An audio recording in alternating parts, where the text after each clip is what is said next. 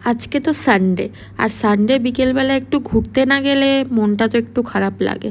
সেই জন্য চলে গেলাম হাতিবাগানে, টুকটাক একটু কেনাকাটা করব আর সাথে একটু খাওয়া দাওয়া করব।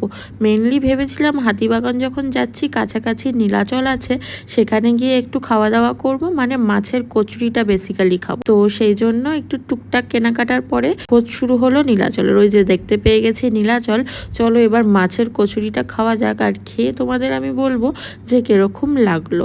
তো ফার্স্টে আমরা এক প্লেটই অর্ডার করেছি, যে কীরকম লাগে সেটা দেখে আরেক প্লেট নেব।